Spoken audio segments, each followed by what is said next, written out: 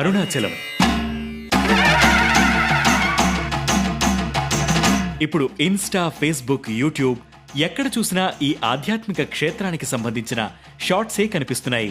అరుణాచలం వెళ్లి గిరి ప్రదక్షిణ చేసి అరుణాచలేశ్వరుడి దర్శనం చేసుకోవాలంటే ఎన్నో జన్మల పుణ్యఫలం చేసుకుని ఉండాలని ప్రవచనకర్తలు చెబుతుండటంతో అరుణాచలానికి సందర్శకుల తాకిడి మరింత పెరిగింది. మరి ఈ ఆలయ చరిత్ర ఏంటి? గిరి ప్రదక్షిణ ఎందుకు చేస్తారు? ఈ రోజు అనగనగాలో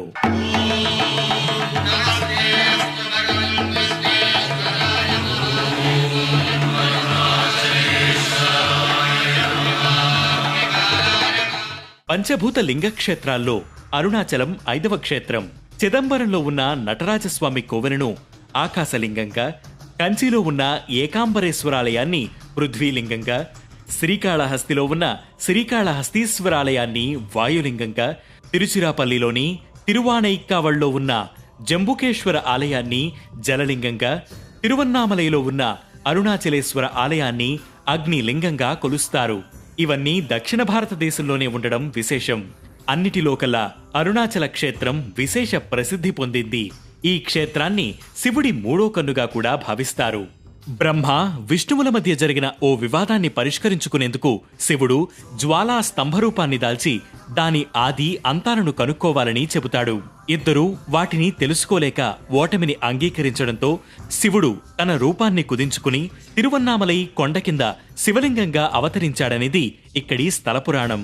మరో కథలో ఒకనాడు పార్వతీదేవి శివుడి కళ్లను మూయడంతో ముల్లోకాలు అంధకారమయమయ్యాయని లోకమాత తన తప్పును తెలుసుకుని తిరువన్నామలై వద్ద తపస్సు చేయక శివుడు జ్వాలగా ప్రత్యక్షమై లోకానికి వెలుగునిచ్చాడని, ఆ తర్వాత గౌరీదేవికి తన శరీరంలో సగభాగాన్నిచ్చి అర్ధనాదీశ్వరుడిగా ఈ పర్వత పాదాల వద్ద వెలిశాడని చెబుతారు. అరుణ, అచలం కలిపితే అరుణాచలం.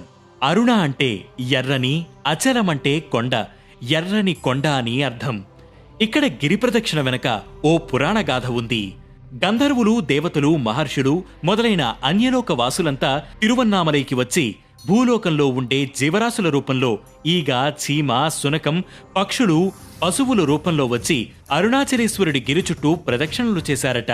ఒకసారి గౌరీదేవి గౌతమ మహర్షిని అరుణాచలంలో గిరి ప్రదక్షిణ ఎలా చేయాలని అడగ్గా అందుకు ఆయన శివధ్యానం చేస్తాడు. వెంటనే ప్రత్యక్షమైన శివుడు తన తేజో లింగాన్ని మనసులో ధ్యానించి ప్రదక్షిణ చేయాలని చెప్పాడట. ఒక్కో అడుగుతో ఒక్కో పాపం తొలగిపోతుందని, మొదటి అడుగుతో భూలోక ప్రాప్తి, రెండవ అడుగుతో మధ్యలోక ప్రాప్తి, మూడో అడుగుతో దేవలోక ప్రాప్తి కలుగుతుందట.